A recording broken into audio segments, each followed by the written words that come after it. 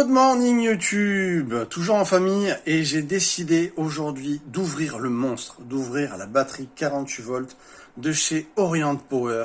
C'est parti.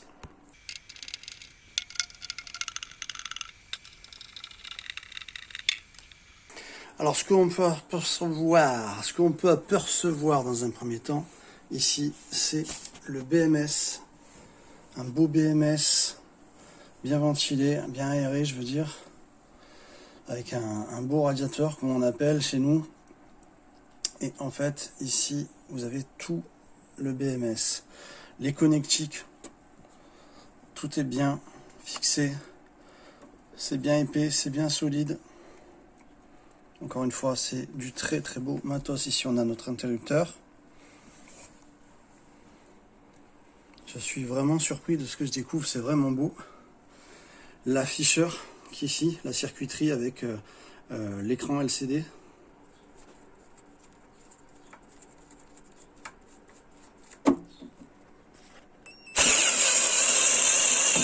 Ok, voilà le joujou. C'est beau, hein? C'est beau. Ce qu'on appelle les cavaliers sont très très beaux là, je trouve. Donc on repart un petit peu comme au début. Ici, voilà, on voit un peu mieux le BMS. Ici, on voit vraiment une circuiterie de qualité. Le dissipateur de chaleur qui est ici, hein, qu'on appelle, comme je disais, un radiateur. Et puis on va regarder un petit peu ici les cellules. On a donc deux fils positifs rouges et deux fils négatifs noirs qui arrivent aux bornes. Pour ce qui est en fait des cellules LiFePO 4, j'aime bien parce que là en fait les plots servent à maintenir les cellules à leur place, ici aussi. Donc ça c'est très très très bien, vraiment ça permet de stabiliser une bonne tenue des cellules. Il n'y a rien qui bouge. On va essayer de bouger un peu les selles, c'est bien maintenu, j'aime bien, tout est parfaitement serré. C'est du très beau travail. Donc les pièces là sont en acier, c'est pas mal. Et puis on a une mousse ici en dessous, une mousse sous chaque pièce en acier. Je m'aperçois qu'il y a beaucoup de mousse, c'est pas mal aussi entre les différentes selles. Donc ici de la mousse et aussi entre sur le tour de la box quoi, de la boîte qui est vraiment solide. Encore une fois, mais vraiment de la mousse partout.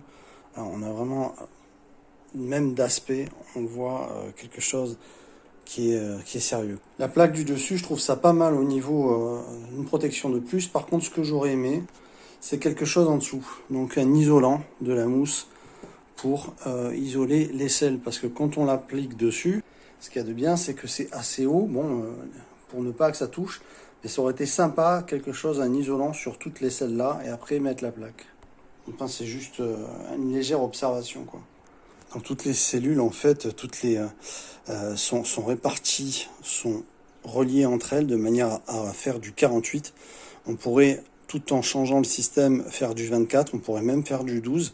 Là, tout est mis en série, de manière, via les plaques en acier qu'on voit, de manière à créer du 48 qui va se retrouver ici sur les deux bornes principales, donc moins et plus, et qui vont se retrouver sur les bornes externes. Les cavaliers ici, voilà. En regardant cette configuration et le maintenu en fait des cellules, je m'aperçois que véritablement on pourrait la mettre sur le côté, sur le flanc, ou s'en servir en la posant. Hein. On n'est pas obligatoirement obligé, j'ai envie de dire, de la mettre à un mur, compte tenu du maintien des cellules via ces barres qui maintient tout impeccablement. Donc je pense que c'est une batterie qu'on peut installer, même si elle est faite avec sa fixation pour être fixée verticalement. Je pense qu'on peut l'installer de toutes les manières que ce soit. Ça n'a pas d'incidence sur cette batterie compte tenu de ces fixations là.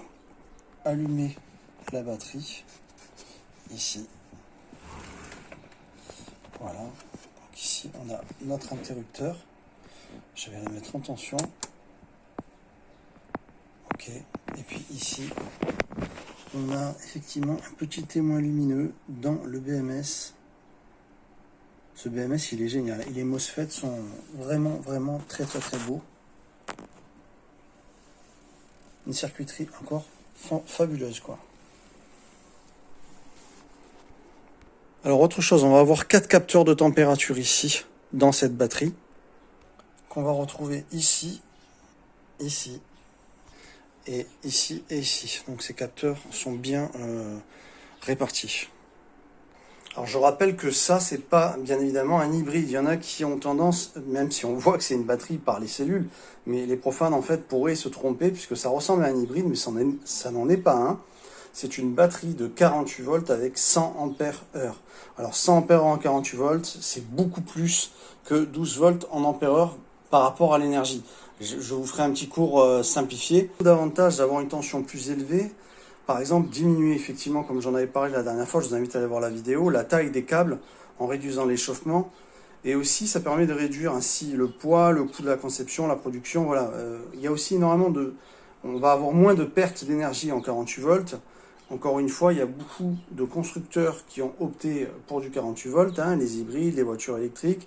Le 48 volts, ça permet également d'avoir une puissance beaucoup plus avancée dans la demande, c'est-à-dire que par exemple la plupart des maisons vont demander, ça consomme 25 kW par jour, une petite maison c'est dans les 10 kW, et puis une grande maison va être 40 kW. Hein, voilà. Donc là on a une puissance de 5,12 kW en 100 ampères 48 volts.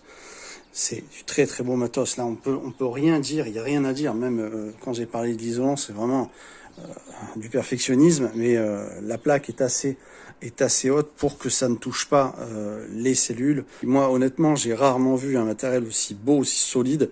Hein, les batteries que je propose souvent, ce sont les batteries Creabest dans mes vidéos. C'est vraiment ce que je vais recommander, Creabest, pour que c'est Made in USA.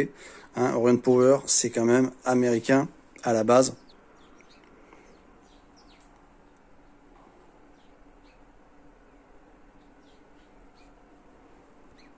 J'espère que cette vidéo vous a plu. Mettez un pouce, abonnez-vous, actionnez la cloche, comme ça on reste en contact. Maintenant, j'ai plus qu'à refermer la boîte et par la suite faire des tests.